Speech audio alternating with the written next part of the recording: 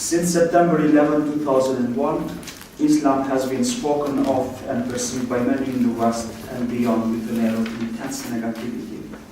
After the collapse of the so-called communist-led period, Islam assumed the place of communism under the sun, which cannot but evoke bitter irony of the green period.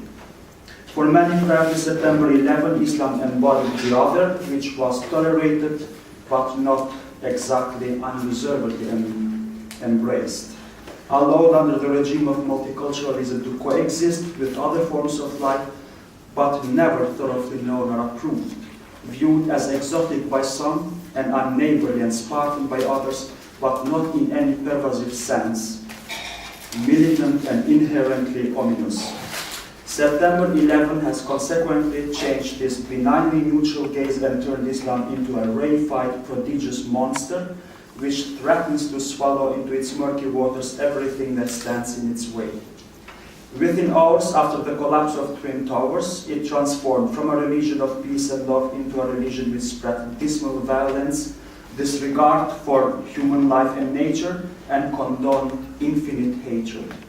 Many were caught unaware and unprepared as how to deal with a religion which, as its very name implies, stands for peace, and yet, so it seemed to those who were not versed in Islam or had no direct contact with Muslims, besieged terror.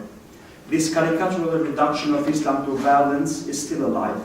The majority of Muslims, needless to say, do not recognize themselves in this absurd caricature, nor do they believe that Islam remotely resembles anything as vicious and bloodthirsty as it has appeared to some. The steady increase of representations of Islam and Muslims has prompted us to organize this debate in the hope that by doing so, we will manage to initiate a rethinking of the whole Islam debate as it is currently taking place, and possibly convey another, more positive image of Islam, one which seeks the good and the beautiful in human beings and is environmentally friendly, as well as encourage a rethinking of our relationship to the environment. We basically seek an eco-Islam. That which is striking about Islam is not how differently, but how closely it resembles other world religions and ethical systems. It is world-centric.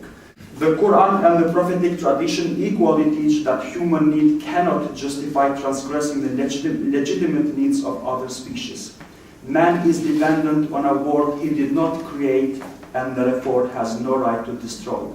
In the web of life, this smallest organism counts.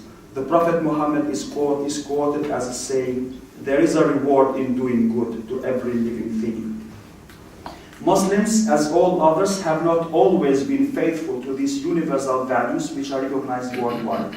Nevertheless, there have always been those who have continuously and tirelessly worked to remind their fellow Muslims that in betraying these ideals, Muslims are betraying themselves, other people, and the universal foundations of their religion, a practice which would certainly be neither in the interest of Muslims nor in that of other human beings. I'm happy to mention here that Dr. Fazl Khalid is one of the great Muslims who have undertaken to disseminate an Islamic ethics of the environment on a global scale. He is the founder of the British Islamic Foundation for Ecology and Environmental Sciences based in Birmingham, a sister organization of the internationally active Alliance of Religions and Conservation. Dr. Khalid has spent the last decade of his retirement endlessly traveling around the world, conducting environmental education seminars in Muslim communities from Saudi Arabia to Indonesia. He is, as Richard Foltz, another environmental scholar, told us recently in an email, the single best person in the world to speak on the topic of Islam and environmentalism.